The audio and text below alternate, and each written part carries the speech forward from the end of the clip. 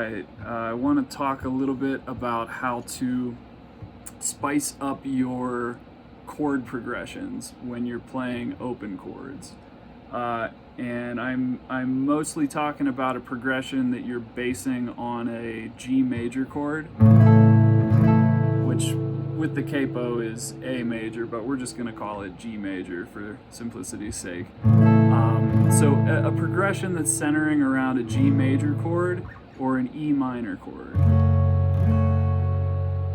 So let's say we have a progression that goes something like G, D, and C, 2 bars of C. Now maybe we could do G major, D, and this nice C9 shape.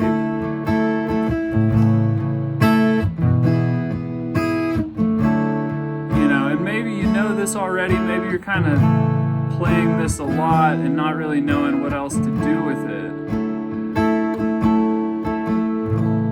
because it is a beautiful progression in its own right, but if you play anything for long enough, it's bound to get stale.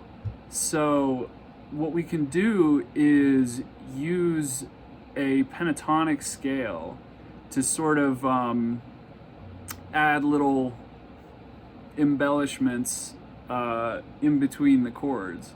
So when we play a G chord, which is what this whole progression is based around, this is our home base chord, D and C just bring us back to G. We can look at the root note of the G chord here, which is G, and again I know it's actually A, but we're gonna just call it G for now. What we can do is play a pentatonic scale that goes something like this.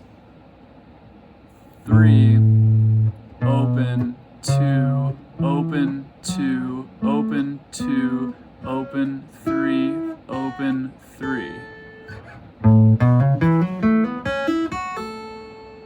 And you might recognize that as a minor pentatonic if you play the blues at all.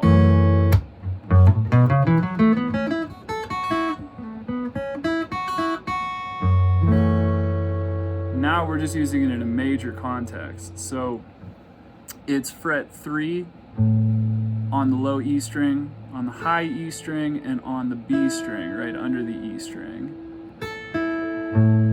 And then the other 3 strings are all fret 2. So we've got 3, open 2, open 2, open 2, open 3, open 3. And there are some really useful notes in there. When you play a G chord,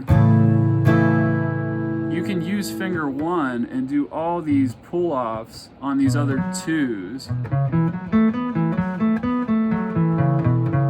without moving the rest of the chord. You have 3 whole strings here that you can use. And you can also do that in the C chord. If you're really tricky, you can maybe even switch the shape and go.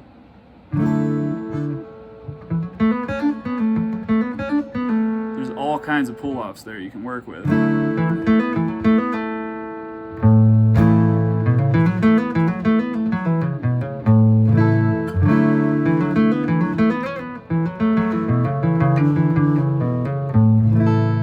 And then the D chord, we can still use notes from the pentatonic. Maybe we'll just use finger 4 to play on fret 3. And instead of playing the normal D chord as such, we can sort of... We could even lift finger 2 to get that kind of major 9 sound in there.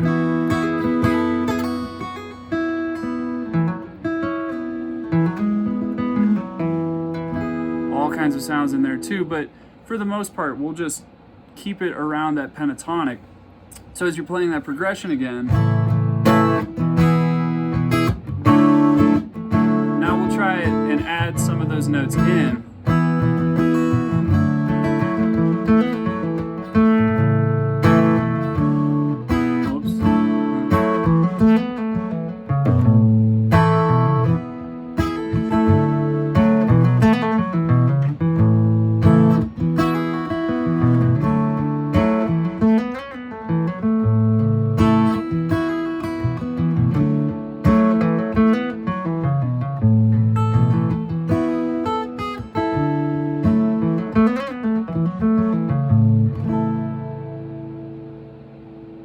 Yeah. Just some ways that you can use that pentatonic pattern to your advantage while you're playing some open chords.